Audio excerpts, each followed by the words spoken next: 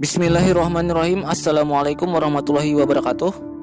Muhammad Mursi menjadi anggota Ikhwanul Muslimin pada tahun 1979 dan pada akhir tahun 1990-an Mursi mulai aktif berpolitik. Ia berhasil masuk ke parlemen Mesir untuk periode tahun 2000 sampai 2005 sebagai calon independen sebab kandidat tidak diperkenankan melaju di bawah bendera IM.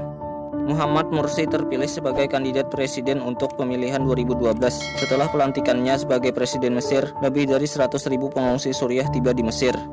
Pemerintahnya memberikan izin tinggal dan membantu mereka mendapatkan pekerjaan. Dia membantu anak-anak pengungsi Suriah untuk masuk sekolah negeri dan juga menyediakan fasilitas pengobatan yang layak.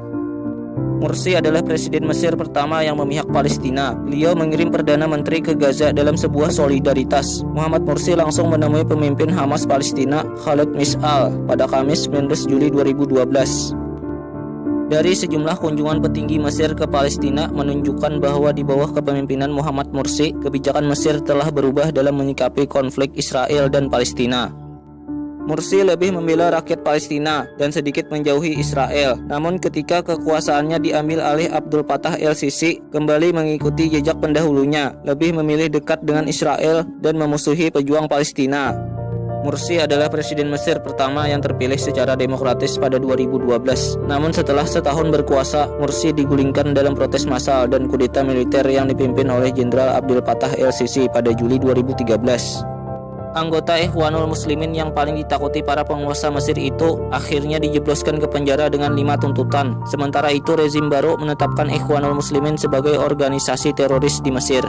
Mursi adalah presiden Mesir yang hafal Quran. Selama 6 tahun ia berada di penjara, aparat menolaknya untuk memberi Al-Quran. Dia pun berkata, "Mereka menolak saya untuk memiliki Al-Quran di sel saya, tetapi mereka tidak tahu bahwa saya telah menghafalnya selama lebih dari 40 tahun."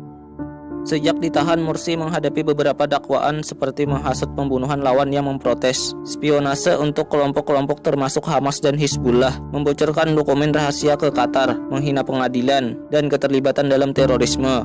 Selama di penjara, beliau menderita berbagai penyakit serius seperti diabetes, penyakit ginjal, serta penyakit hati, dan hanya diizinkan 3 kali kunjungan dari keluarganya selama bertahun-tahun dikurung di tempat yang tidak diketahui siapapun. 6 tahun setelah kudeta, seorang jenderal dari Israel membuka suara lewat Oran Marib. Ia mengatakan dengan jujur, Israel ada di balik penggulingan Mursi. Zionis khawatir dengan perjanjian Camp David yang dibuat Presiden Mesir terdahulu dengan Perdana Menteri Israel pada tahun 1978 dibatalkan. Akhirnya Israel menyiapkan Jenderal Abdul Fattah el-Sisi untuk melengsarkan Muhammad Mursi. Bukan hanya itu, penggulingan kekuasaan Mursi juga dilatar belakangi oleh kebencian Yahudi terhadap perkembangan organisasi Ikhwanul Muslimin. Yahudi tidak ingin Ikhwanul Muslimin menjadi organisasi yang besar.